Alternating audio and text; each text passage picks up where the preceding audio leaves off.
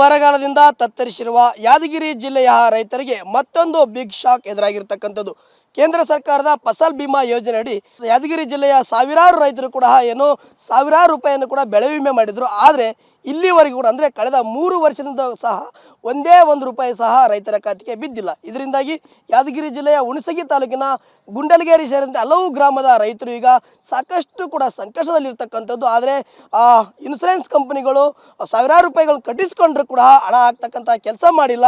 ಇದರಿಂದಾಗಿ ಸಾಲ ಸೂಲ ಮಾಡಿ ಈಗಾಗಲೇ ಭೀಕರ ಬರದಿಂದ ಸಂಕಷ್ಟದಲ್ಲಿರ್ತಕ್ಕಂತಹ ರೈತರಿಗೆ ಇನ್ಸೂರೆನ್ಸ್ ಕಂಪನಿಗಳು ಪಂಗನಾಮ ಹಾಕಿರ್ತಕ್ಕಂಥದ್ದು. ಇದರಿಂದಾಗಿ ರೈತರು ಕೂಡ ಆಕ್ರೋಶವನ್ನು ಕೂಡ ವ್ಯಕ್ತಪಡಿಸ್ತಾ ಇರ್ತಕ್ಕಂಥದ್ದು.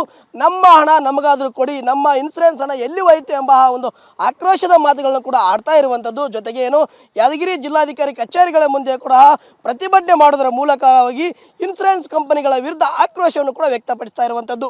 ರೈತರು ಇನ್ಸೂರೆನ್ಸ್ ತುಂಬ್ಕೊತ ಬಂದ್ದಾರೆ ಕಂಪನಿಗಳು ಬೆಳೆ ಲಾಸ್ ಆದಲ್ಲಿ. ಈ 3 ವರ್ಷದಲ್ಲಿನೂ ಅಮೌಂಟ್ ರೈತರಿಗೆ ಇನ್ಸೂರೆನ್ಸ್ ಕಂಪನಿ ಯಾವ ಕಂಪನಿಗಳು ಕೊಟ್ಟಿಲ್ಲ. ಈ ವರ್ಷವೂ ಬರಗಾಲ ಇದ್ದ ಪರಿಸ್ಥಿತಿ ಮಧ್ಯನೂ ರೈತರು ಒಂದು ಆಸೆಗೆ ಒಂದು ಅಮೌಂಟ್ ಬೆಳೆ ಲಾಸ್ ಆಗ್ಯದ ಅಂತ ಆಸೆಗೆ ದುಡ್ಡು ಹೆಕ್ಟ್ರಕ್ಕೆ 1100 ರೂಪಾಯಿ ಹತ್ತಿಗೆ ತುಂಬ್ಯಾರ, 600 ರೂಪಾಯಿ ತೊಗರಿ ಬೆಳೆಗೆ ತುಂಬಿದ್ದಾರೆ. 10 ಎಕರೆ 15 ಎಕರೆ 5 ಎಕರೆ ತುಂಬಿದ್ದಾರೆ. ಇವತ್ತಿನ ಮಟ್ಟಿಗೆ ಏನಾಗಿದೆ, ಇನ್ಸೂರೆನ್ಸ್ ಕಂಪ್ನಿ ತುಂಬುವಂಥ ಕಂಪ್ನಿಗಳು ಕೃಷಿ ಇಲಾಖೆ ಅಧಿಕಾರಿಗಳು ಶಾಮೀಲಾಗಿ 1 ರೂಪಾಯಿನೂ ಇನ್ಸೂರೆನ್ಸ್ ಕಂಪ್ನಿಗಳು ದುಡ್ಡು ಕೊಡ್ತಾ ಇಲ್ಲ.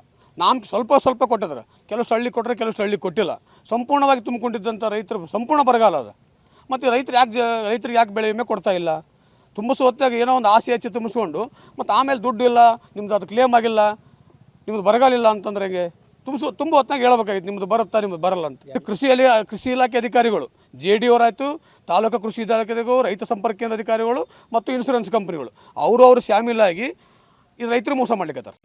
2023-24 ಸಾಲಿನ ಇನ್ಸೂರೆನ್ಸ್ ಕಂಪನಿಗೆ ನಾವು ರೈತರ ಯಾದಗಿರಿ ಜಿಲ್ಲೆಯ 6 ತಾಲೂಕಿನ ರೈತರು ಹತ್ತಿ ಬೆಳೆಗೆ ಹೆಕ್ಟರ್ಗೆ 1100, ತೊಗರಿ ಬೆಳೆಗೆ 700 ಈ ಥರ ಕಟ್ಟಿದ್ದೇವೆ. ಹೋದ ಸಲನೂ ಕೂಡ ಲಾಸ್ ಆಗಿದೆ, ಬಂದಿಲ್ಲ. ಈ ಸಲನೂ ಕೂಡ ಗೌರ್ಮೆಂಟೇ ಖುದ್ದಾಗಿ ಬರ ಘೋಷಣೆ ಮಾಡಿದೆ, ಆದರೂ ಕೂಡ ಬೆಳೆ ವಿಮೆ ಇನ್ನೂ ಬರ್ತಾ ಇಲ್ಲ. ಅದಕ್ಕಾಗಿ ತಾವು ಮಾಧ್ಯಮದವರು ಇದನ್ನ ಎಲ್ಲ ಪಬ್ಲಿಕ್ ಪ್ರಚಾರ ಮಾಡಿ ಆ ಕಂಪ್ನಿಗಳು ಕೂಡ ಒಂದು ಹೊಂದಾಣಿಕೆ ಮಾತುಕತೆ ಆಡಿ ಈಗ ನಮಗೆ ನ್ಯಾಯ ಕೊಡಿಸ್ಬೇಕು. ಈಗ ಇದರಲ್ಲಿ ಶಾಮೀಲಾದವರ ಬಗ್ಗೆ ಹೇಳ್ಬೇಕಾದ್ರೆ ಅಧಿಕಾರಿಗಳು, ಇನ್ಸೂರೆನ್ಸ್ ಕಂಪನಿ ಅಧಿಕಾರಿಗಳು ಹಾಗೂ JD ಅವರು ಮತ್ತು ಕೃಷಿ ಅಧಿಕಾರಿಗಳು ಎಲ್ಲರೂ ಶಾಮೀಲಾಗಿ ನಮ್ಗೆ ನ್ಯಾಯ ಕೊಡಿಸ್ಬೇಕು. ಈಗ ರೈತರು ಭಾಳ ಸಂಕಷ್ಟದಲ್ಲಿದ್ದೀವಿ. ಈಗ ಗೊಬ್ಬರಕ್ಕೆ, ಮಸಾಲೆಗೆ, ಬೀಜಕ್ಕೆ, ಎಣ್ಣೆಗೆ ಸಾಲ ಸೂಲ ಮಾಡಿದ್ದೀವಿ. ಈಗಾಗಲೇ ಕೆಲವು ಮಂದಿ ರೈತರು ಆತ್ಮಹತ್ಯೆ ಕೂಡ ಮಾಡ್ಕೊಂಡಿದ್ದಾರೆ.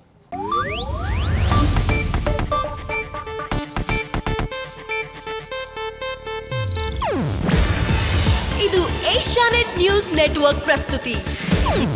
ನೀವು ನೋಡ್ತಿದ್ದೀರಾ ಏಷ್ಯಾನೆಟ್ ಸುವರ್ಣ ನ್ಯೂಸ್.